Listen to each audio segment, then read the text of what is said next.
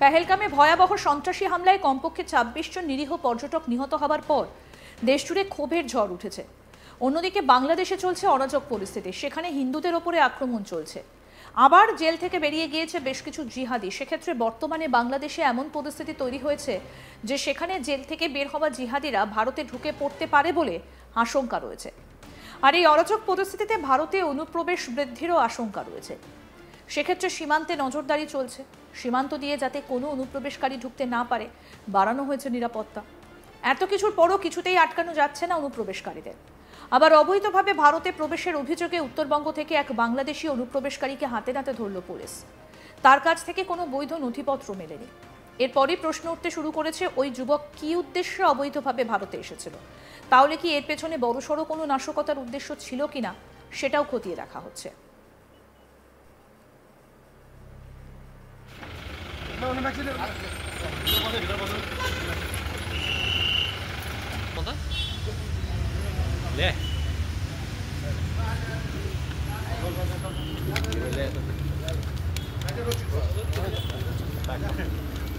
বাংলাদেশ থেকে অবৈধভাবে ভারতে প্রবেশের অভিযোগে এক বাংলাদেশি নাগরিককে গ্রেফতার করেছে কালিম্পং থানার পুলিশ।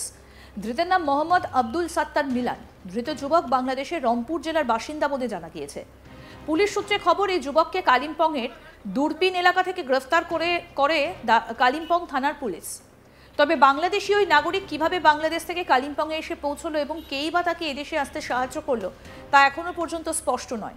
ধৃতকে বুধবার কালিম্পং জেলা আদালতে পেশ করা হয়। গোটা ঘটনার তদন্তে নেমেছে পুলিশ। আমাদের প্রতিনিধি উৎপল পোদ্দার কি প্রতিবেদন তুলে ধরেছেন, শুনবো এবার। বাংলাদেশের অস্থির পরিবেশের পর বাংলাদেশিদের কাছে ভারতের বিভিন্ন জেলাগুলি কিন্তু অনুপ্রবেশকারীদের কাছে এক আস্থানা হয়ে দাঁড়িয়েছে। বিভিন্ন জায়গা দিয়ে বিভিন্ন কৌশলে তারা কিন্তু ভারতে আসতে প্রবেশ করে। অনুপ্রবেশকারীদের ঠেকাতে একদিকে যেমন সচেষ্ট ভূমিকা নিতে দেখা গিয়েছে পুলিশকে, অন্যদিকে বিএসএফ ও এসএসবি তাদেরকে কিন্তু দেখা গিয়েছে বিভিন্ন বর্ডার গলিতে যাতে কোনো রকমভাবে অনুপ্রবেশকারী ঢুকতে না পারে তার দিকে সচেষ্ট হতে, এবং সেই অনুপ্রবেশকারীদের ঠেকাতে আরও কঠোর ভূমিকা শুরু হয় কিন্তু বর্তমানে ভারত এবং পাকিস্তানের মধ্যে যে যুদ্ধ আবহ, সেই আবহের পর যে নির্দেশ, সেই নির্দেশের পর কিন্তু তারপরেও অনুপ্রবেশকারীদের কি ঠেকানো গিয়েছে? প্রশ্ন কিন্তু এখনো এটাই সবার মনে। সম্প্রতি যে কালিম্পং জেলায় এক বাংলাদেশিকে গ্রেপ্তার করে পুলিশ, কি করে বাংলাদেশের থেকে অনুপ্রবেশ করে সে কালিম্পং জেলা পর্যন্ত পৌঁছে গেল তা নিয়ে কিন্তু বিস্তর তদন্ত এবং জিজ্ঞাসাবাদ শুরু হয়েছে। জানা গিয়েছে যে কালিম্পং জেলায় ওই ব্যক্তিকে অবান্তরভাবে ঘুরে বেড়াতে দেখা যায় এবং স্থানীয় বাসিন্দাদের তাদের কিন্তু সন্দেহ হয়। এরপরেই কিন্তু তারা পুলিশকে খবর দেয়। পুলিশ এসে তাকে জিজ্ঞাসাবাদ করে জানতে পারে যে সে অবৈধভাবে ভারতে প্রবেশ করেছিল। তবে পাহাড় কেন, কালিম্পং জেলায় তার কি উদ্দেশ্য ছিল এবং কি নিয়ে সে এই জেলাতে ঘোরাফেরা করছিল তা নিয়ে কিন্তু তদন্ত শুরু হয়েছে। সেই ব্যক্তিকে আদালতে পেশ করার পর তাকে কিন্তু রিমান্ডে নিয়েছে পুলিশ বলে কিন্তু আমরা জানতে পেরেছি, এবং তাকে জিজ্ঞাসাবাদ করা হচ্ছে যে সে কিভাবে বাংলাদেশ থেকে অনুপ্রবেশ করে এবং কি মাধ্যমে, অর্থাৎ মাধ্যমগুলো কি ছিল, সেই মাধ্যমে কিভাবে সে কালিম্পংয়ে পৌঁছলো তা নিয়ে কিন্তু জিজ্ঞাসাবাদ শুরু করেছে পুলিশ। অন্যদিকে শিলিগুড়ির উত্তরকন্যায় প্রশাসনিক বৈঠক থেকে কিন্তু কড়া বার্তা দিয়েছেন মুখ্যমন্ত্রী। অনুপ্রবেশকারীদেরকে কোনোভাবেই কিন্তু ভারত এবং বিভিন্ন যে কাটা তারবিহীন যে এলাকা রয়েছে সেই এলাকাগুলিতে নজরদারি বাড়ানোর জন্য কিন্তু মুখ্যমন্ত্রী নির্দেশ দিয়েছেন, এবং এলাকায় পুলিশের টহলদারি যাতে বাড়ে সেই দিকেও কিন্তু নির্দেশ দিয়েছেন রাজ্যের মুখ্যমন্ত্রী। সুতরাং অনুপ্রবেশকারীদের কি ঠেকানো সম্ভব বা তারা কাদের মাধ্যমে ভারতে আসছে তাই নিয়ে কিন্তু এখন চর্চা চলছে। উত্তরকন্যায় এসে মুখ্যমন্ত্রী বলেন, পুলিশকে বলবো অ্যালার্ট থাকতে, বাইরে থেকে এখানে এসে যেন কোনো জিহাদি শেল্টার নিতে না পারে। আর যারা মিথ্যে কথা বলে মানুষের জিনিস হাতিয়ে নেবার চেষ্টা করছে, অথরাইজড লোক ছাড়া কেউ কাউকে কোনো ডিটেলস দেবেন না। এরকম অনেককে ধরা হয়েছে। ঝাড়গ্রাম, মালদা, কোচবিহারে ধরা পড়েছে অনেক জায়গায়। মুখ্যমন্ত্রী মমতা ব্যানার্জি কি বলেছেন তিনি সেটা শুনুন। আমি পুলিশকে বলবো বি অ্যালার্ট, বাইরে থেকে কোনো জঙ্গি যেন কোথাও গিয়ে শেল্টার নিতে না পারে।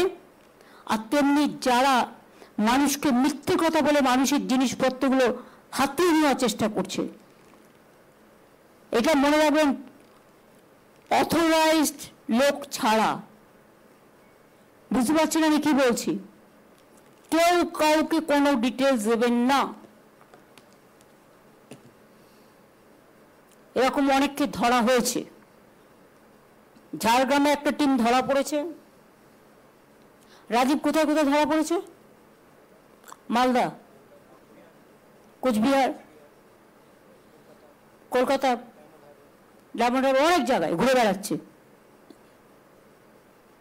আজকের দিন সময় মানুষ যত এগিয়ে চলছে বৈজ্ঞানিক যুগে, আধুনিকতার যুগে, তেমনি আবার অনেক ক্ষতিকারক শক্তি বেড়েছে,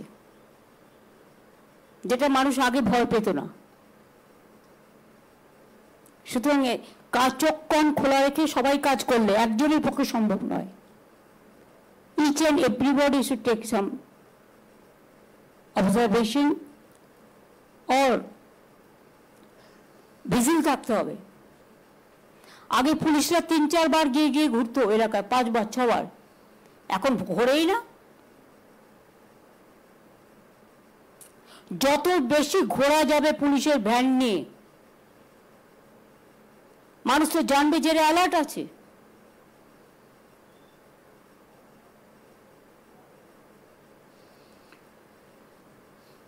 বর্ডার এরিয়া খুব সেন্সিটিভ। এত কিছুদিন আগে শীতলকুচি থেকে একদিনকে তুলে নিয়ে যাওয়া হলো। একটা চাষি বেচারা, তার নিজের জমি, সে চাষ করে, তার কোনো দোষ ছিল না। তারপর খবরটা উদয়ন আমাকে বলার পরেই সঙ্গে সঙ্গে আমরা অ্যাকশন নিয়ে তাকে বেল করিয়ে আমরা নিয়ে এসেছি। এরকম বিভিন্ন পরিকল্পনা চলছে। বর্ডার এরিয়াটা ভীষণ সেন্সিটিভ, লক্ষ্য রাখবেন। বিএসএফ এর দায়িত্বে আছে বলে আপনারা আইসিরা ওসিরা সব চোখ কান বুঝে বসে রইলেন না, সেটা হয় না। আর মনোজকেই বলবো, আমাদের যারা কাজে আছে, রূপক বাবু টাবু যারা আছেন বর্ডারের দায়িত্বে, মানে যাদের অ্যাডভাইজারিজে কাজ করে, তাদের বিভিন্ন কাজে লাগাও, এক একটা জেলায় দায়িত্ব দিয়ে দাও, তারা এই কাজগুলো দেখুক, ভালো করে হেল্প করুক, অ্যাডিশনাল হেল্প। পেহেলগামে ভয়াবহ সন্ত্রাসী হামলায় কমপক্ষে 26 জন নিরীহ পর্যটক নিহত হওয়ার পর দেশ জুড়ে ক্ষোভের ঝড় উঠেছে। অন্যদিকে বাংলাদেশে চলছে অরাজক পরিস্থিতি, সেখানে হিন্দুদের ওপর আক্রমণ চলছে, আবার জেল থেকে বেরিয়ে গিয়েছে বেশ কিছু জিহাদি। সেক্ষেত্রে বর্তমানে বাংলাদেশে এমন পরিস্থিতি তৈরি হচ্ছে যে সেখানে জেল থেকে বের হওয়া জিহাদিরা ভারতে ঢুকতে পারে বলে আশঙ্কা করা হচ্ছে। আরও আপডেট পেতে দেখতে থাকুন আজ তাক বাংলা। সাবস্ক্রাইব করুন, নোটিফিকেশন পেতে বেল বাটন অপশন প্রেস করুন, হোয়াটসঅ্যাপেও ফলো করুন আজ তাক বাংলা।